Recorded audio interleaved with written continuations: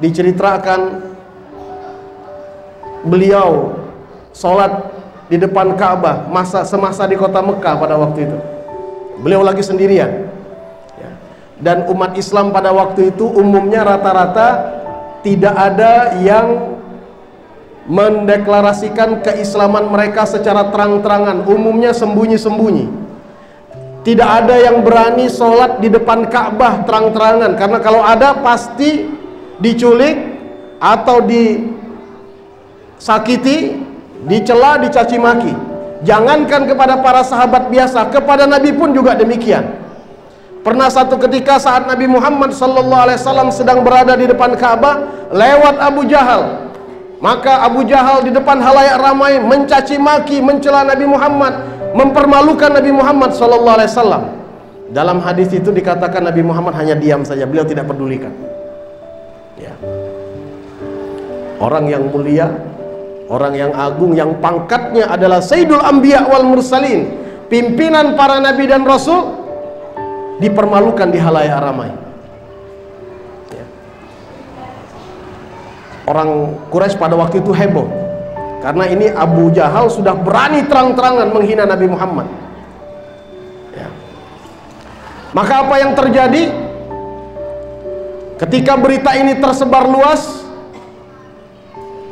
sampailah berita ini kepada paman beliau, yaitu Hamzah bin Abdul Muttalib, yang pada saat itu belum masuk Islam ya.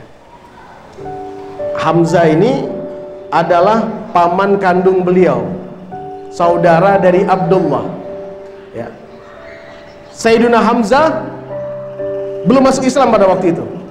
Beliau saat kejadian berada di luar kota Madinah.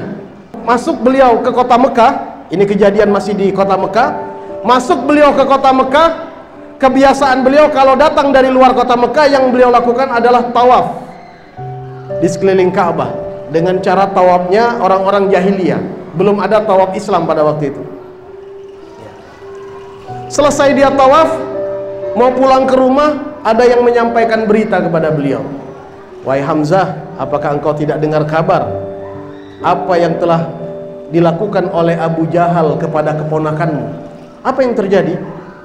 Dia mempermalukan keponakanmu di halayak ramai, dia cela, dia caci maki ya. Tapi Muhammad hanya diam saja, dia tidak membalas sama sekali. Betul itu yang dia lakukan? Betul ya. Maka Hamzah, Sayyidina Hamzah yang masih memiliki rasa ghirah ya, rasa kecemburuan, ini kemenakannya ya.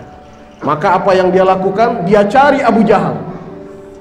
Ketika dia berjumpa dengan Abu Jahal, tanpa banyak bicara dia hantam kepalanya Abu Jahal, dia pukul sampai Abu Jahal terjatuh ya.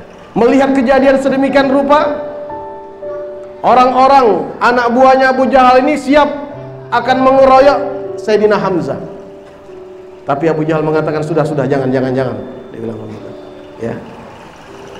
Maka Sayyidina Hamzah mengatakan, kau telah berani menyakitiku dan mencela kemenakanku, ketahuilah bahwa aku sudah masuk Islam. Maka padahal waktu itu sebelumnya Sayyidina Hamzah belum masuk Islam. Tapi dengan kejadian ini akhirnya beliau masuk Islam untuk membela kemenakannya. Fahasuna Islamu, dan setelah beliau masuk Islam, keislaman beliau semakin meningkat ya, karena ada kalanya orang masuk Islam itu dengan beberapa sebab ya, dan hidayah Allah bisa dengan beberapa cara. Seperti Sayyidina Hamzah ini masuk Islamnya karena apa? Karena ingin membela kemenakannya, bukan karena ingin membela Islam. Karena ini kemenakannya, anak dari saudaranya, tapi dari situlah berawal hidayahnya. Maka tersebarlah berita luas, Hamzah bin Abdul Muttalib sudah masuk Islam. Dan ini membuat orang-orang Quraisy mulai berhitung kalau ingin mencelakakan Nabi Muhammad SAW.